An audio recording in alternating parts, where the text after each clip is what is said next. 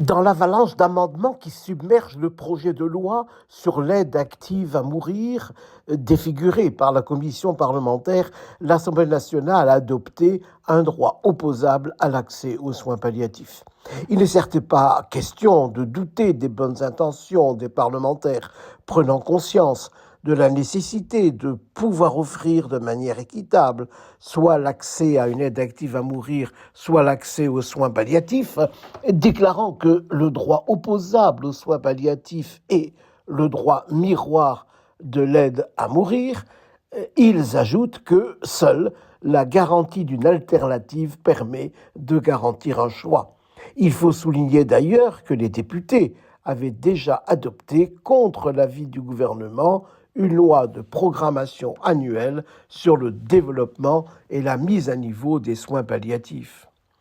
Lucidité du gouvernement, course en avant de députés qui souhaitent et l'aide active à mourir et l'accès aux soins palliatifs. Mais la réalité est têtue et il serait temps de revenir à ce que Pierre Janet appelait la fonction du réel et Bruno Bettelheim le principe de réalité.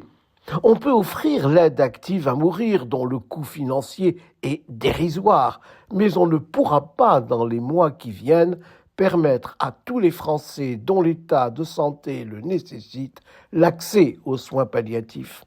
On sait pourtant que l'accès à des soins palliatifs fait fondre les demandes d'aide active à mourir. Il s'agit certes d'un problème de coût financier, mais il s'agit aussi d'un problème de ressources humaines. Des années et des années seront nécessaires, ce que justifie d'ailleurs la proposition d'un plan décennal du pouvoir exécutif et d'un plan de programmation pluriannuel du pouvoir législatif pour mettre à niveau les soins palliatifs en France. Comment ne pas être bouleversé par une telle évidence qui fera d'une telle loi, en cas d'incapacité d'accès aux soins palliatifs, une incitation à mourir, une incitation à recourir au suicide assisté ou à l'euthanasie. Les lois doivent être crédibles.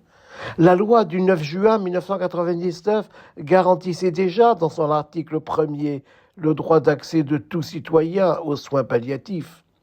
Toute personne malade dont l'État le requiert a le droit d'accéder à des soins palliatifs et à un accompagnement. Or, 15 ans après, ce droit proclamé par la République n'existe pas.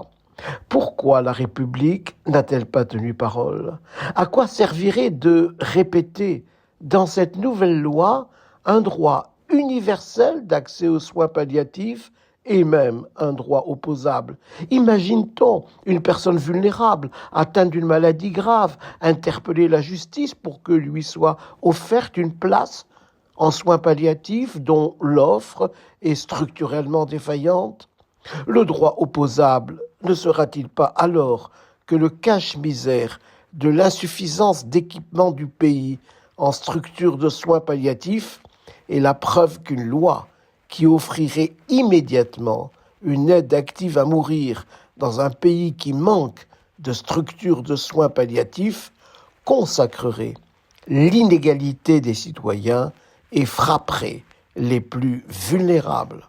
Une telle loi deviendrait, qu'on le veuille ou non, un dispositif d'incitation à l'aide active à mourir.